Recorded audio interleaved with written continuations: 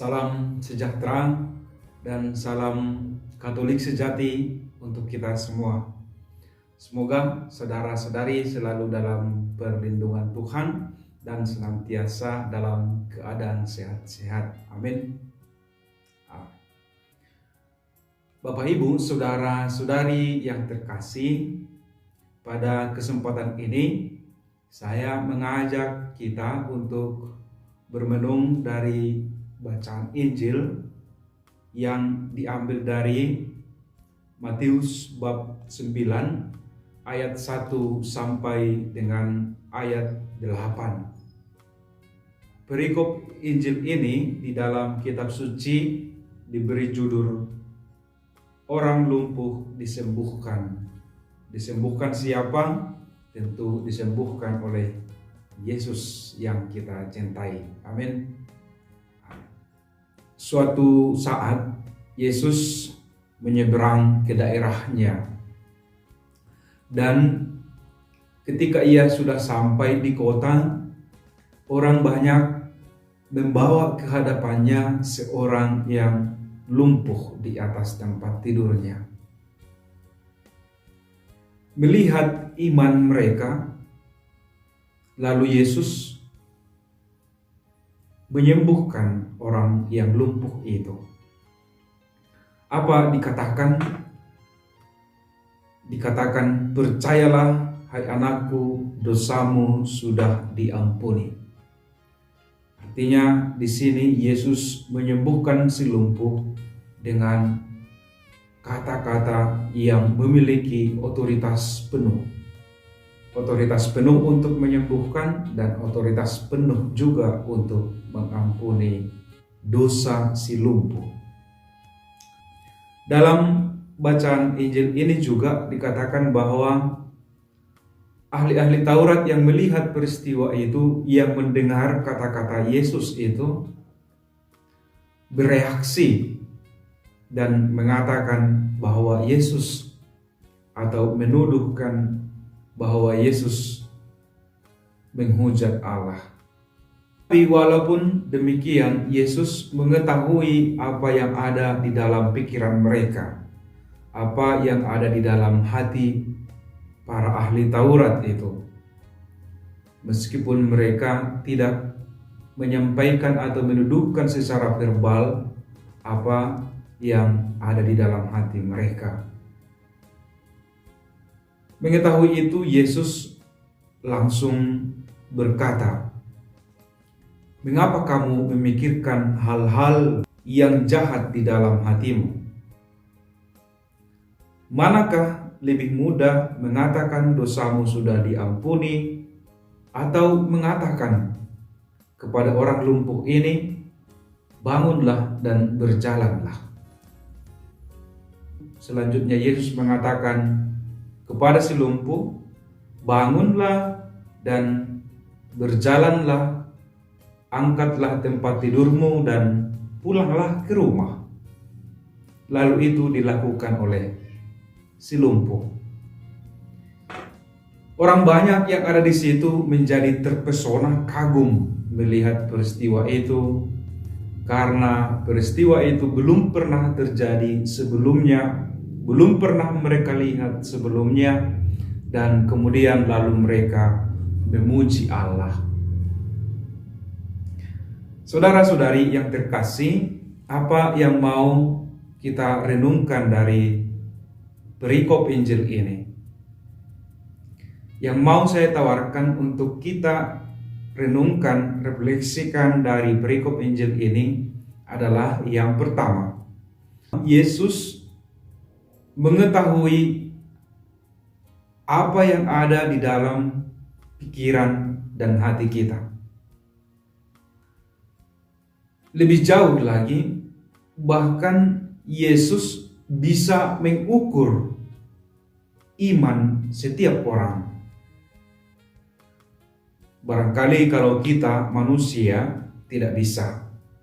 Saya juga tidak bisa mengukur seberapa besar iman Anda kepada Yesus, kepada Allah.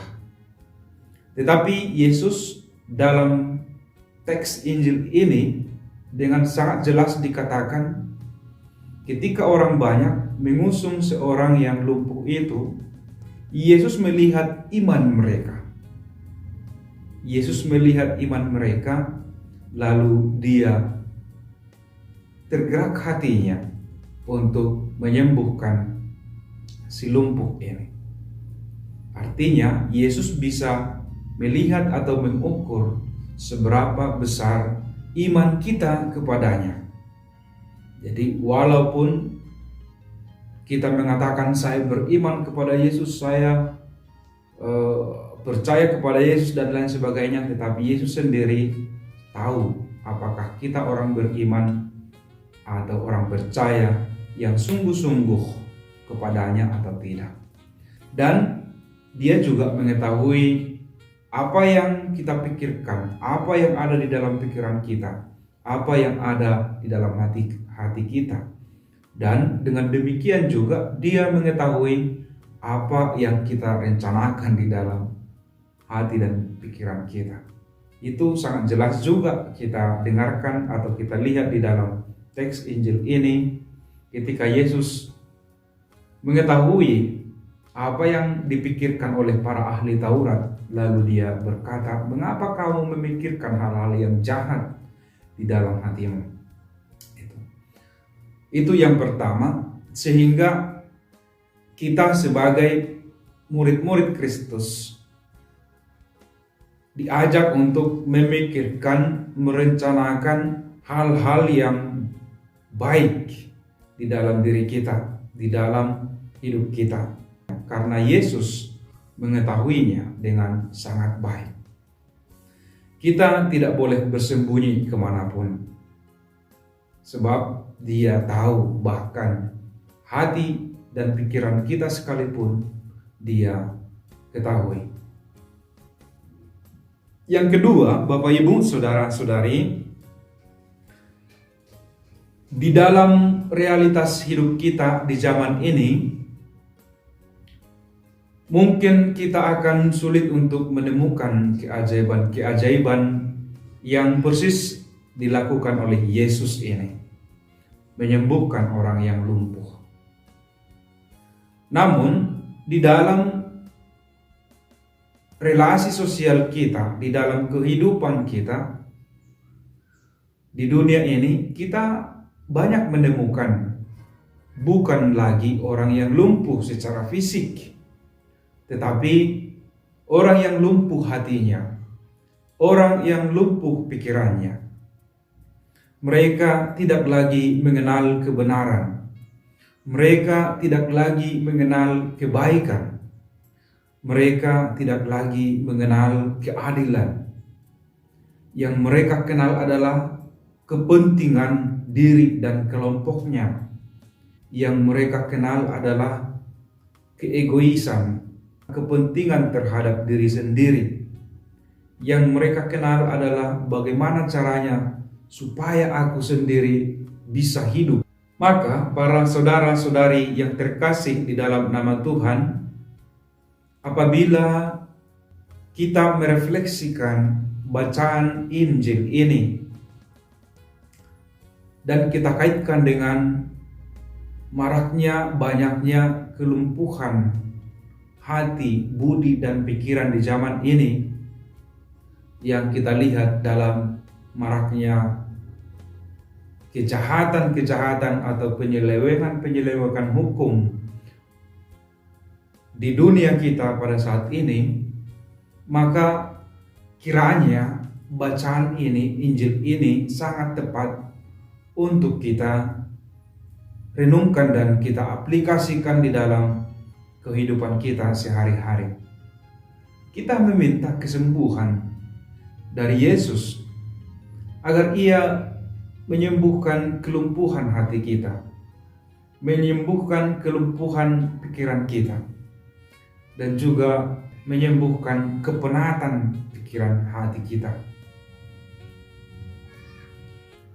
Hal ini tentu penting supaya kita mengetahui dan melihat betapa indahnya kebaikan, betapa indahnya keadilan, betapa indahnya kebenaran.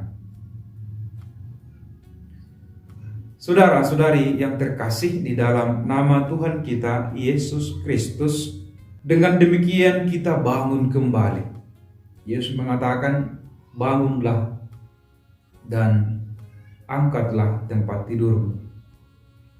Bangunlah dalam arti kita meninggalkan semua kelumpuhan-kelumpuhan hati yang tidak mampu melihat kebenaran itu lagi, yang tidak mampu lagi melihat kebaikan bersama itu. Kita bangun kembali, hidup kembali, berjalan kembali, melakukan kebaikan-kebaikan dan kebenaran-kebenaran di dalam kehidupan kita. Dengan demikian, mujizat ini terjadi kepada kita di zaman ini. Tanda keherangan ini terjadi di dalam diri kita. Artinya ada perubahan, ada peralihan dari kelumpuhan hati, kelumpuhan pikiran atau masuk ke terang kehidupan, terang kebenaran, terang keadilan, di mana nilai-nilai itu kita realisasikan, kita nyatakan, kita aplikasikan, kita konkretkan di dalam kehidupan kita.